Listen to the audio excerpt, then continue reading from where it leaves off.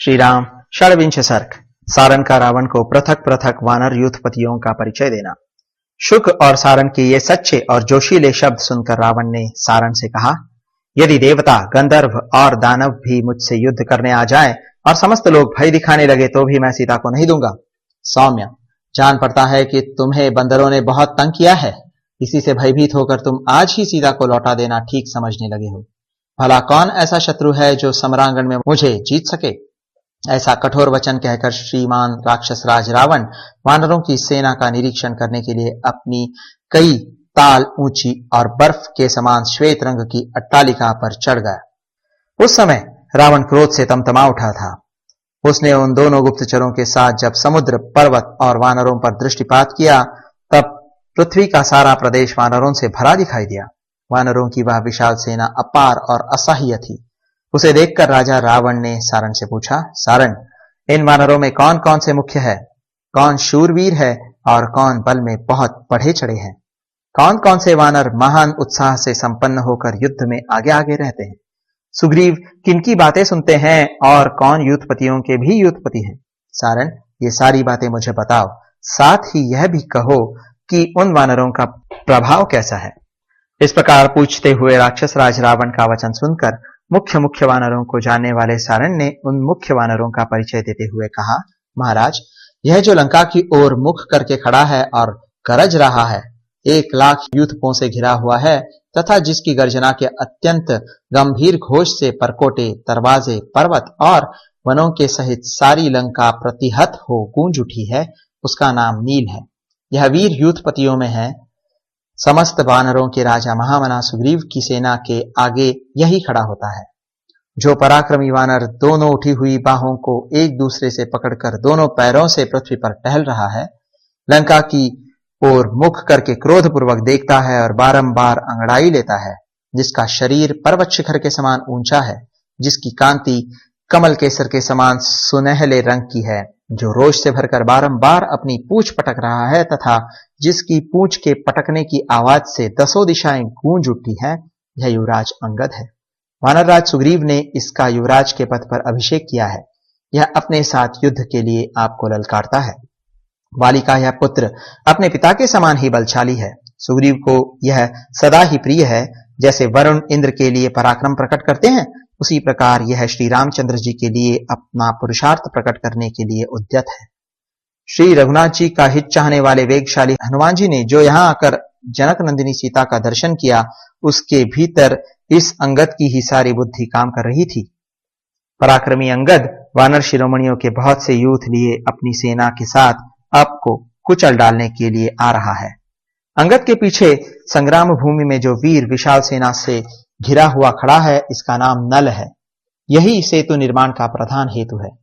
जो अपने अंगों को सुस्थिर करके सिंहनाद करते और गरजते हैं तथा जो कपिश्रेष्ठ वीर अपने आसनों से उठकर क्रोध पूर्वक अंगड़ाई लेते हैं, इनके वेग को सह लेना अत्यंत कठिन है।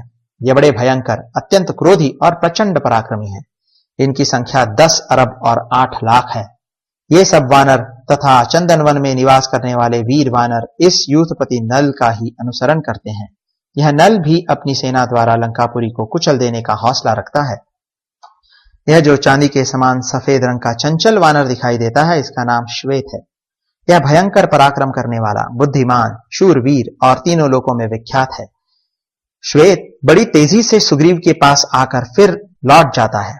यह वानर सेना का विभाग करता और सैनिकों में हर्ष तथा उत्साह भरता है। गोमती के तट पर जो नाना प्रकार के वृक्षों से युक्त संद्रोचन नामक पर्वत है, उसी रमणीय पर्वत के चारों ओर जो पहला विचरा करता था और वहीं अपने वानर राज्य का शासन करता था, वही यह कुमुद नामक यूथपति है। वह जो लाखों वानर सैनिकों को सहर्ष अपने साथ खींचे लाता है, जिसकी लंबी दुम में बहुत बड़े बड़े लाल, पीले, भूरे और सफेद रंग के बाल फैले हुए हैं और देखने में बड़े भयंकर हैं तथा जो कभी दीनता न दिखाकर सदा युद्ध की ही इच्छा रखता है, उस वानर का नाम चंड है। यह चंड भी अपनी सेना द्वारा लंका को कुचल देने की इच्छा रखता है। राजन, जो सिंह के समान पराक्रमी और कपिल वर्ण का है, जिसकी गर्दन में लंबे लंबे बाल हैं और जो ध्यान लगाकर लंका की ओर इस प्रकार देख रहा है मानो इसे भस्म कर देगा, वह रंभ नामक यूथपति है। वह निरंतर विंध्य, कृष्णगिरी, सह्य और सुदर्शन आदि पर्वतों पर रहा करता है। जब वह युद्ध के लिए चलता है उस समय उसके पीछे 1,30,30,000 श्रेष्ठ, भयंकर, अत्यंत क्रोधी और प्रचंड पराक्रमी वानर चलते हैं। वे सब के सब अपने बल से लंका को मसल डालने के लिए रंभ को सब ओर से घेरे हुए आ रहे हैं। जो कानों को फैलाता है, बारंबार जांभाई लेता है, मृत्यु से भी नहीं डरता है और सेना के पीछे न जाकर अर्थात सेना का भरोसा न करके अकेले ही युद्ध करना चाहता है, रोष से कांप रहा है, तिरछी नजर से देखता है और पूंछ फटकार कर सिंहनाद करता है, इसका नाम शरभ है। देखिए यह महाबली वानर कैसी गर्जना करता है। इसका वेग महान है, भय तो इसे छू तक नहीं गया है। राजन, यह युद्धपति शरभ सदा रमणीय साल्वेय पर्वत पर निवास करता है। इसके पास जो युद्धपति है उन सब की विहार संज्ञा है। वे बड़े बलवान हैं। राजन, उनकी संख्या 1,40,000 है। जो विशाल वानर मेघ के समान आकाश को घेरे हुए खड़ा है तथा वानर वीरों के बीच में ऐसा जान पड़ता है जैसे देवताओं में इंद्र हो, युद्ध की इच्छा वाले वानरों के बीच में जिसकी गंभीर गर्जना ऐसी सुनाई देती है मानो बहुत सी भेरियों का तुमुल नाद हो रहा हो, तथा जो युद्ध में दुस्सह है वह पनस नाम से प्रसिद्ध युद्धपति है। यह पनस परम उत्तम परियात्र पर्वत पर निवास करता है। युद्धपतियों में श्रेष्ठ पनस की सेवा में 50 लाख युद्धपति रहते हैं, जिनके अपने अपने यूथ अलग अलग हैं। जो समुद्र के तट पर स्थित हुई इस उछलती कूदती भीषण सेना को दूसरे मूर्तिमान समुद्र की भांति सुशोभित करता हुआ खड़ा है, वह दरदुर पर्वत के समान विशालकाय वानर विनत नाम से प्रसिद्ध युद्धपति है। वह नदियों में श्रेष्ठ वेणा नदी का पानी पीता हुआ विचरता है। 60 लाख वानर उसके सैनिक है। जो युद्ध के लिए सदा आपको ललकारता रहता है तथा जिसके पास बल विक्रमशाली अनेक युद्धपति रहते हैं और उन युद्धपतियों के पास पृथक पृथक बहुत से यूथ हैं, वह क्रोधन नाम से प्रसिद्ध वानर है। वह जो गेरू के समान लाल रंग के शरीर का पोषण करता है, उस तेजस्वी वानर का नाम गवय है। उसे अपने बल पर बड़ा घमंड है। वह सदा सब वानरों का तिरस्कार किया करता है। देखिए कितने रोष से वह आपकी ओर बढ़ा रहा है। इसकी सेवा में 70 लाख वानर रहते हैं। यह भी अपनी सेना के द्वारा लंका को धूल में मिला देने की इच्छा रखता है।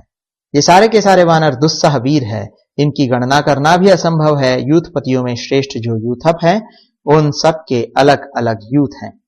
इस प्रकार श्री वाल्मीकि निर्मित आर्ष रामायण आदि काव्य के युद्ध कांड में 26वां सर्ग पूरा हुआ।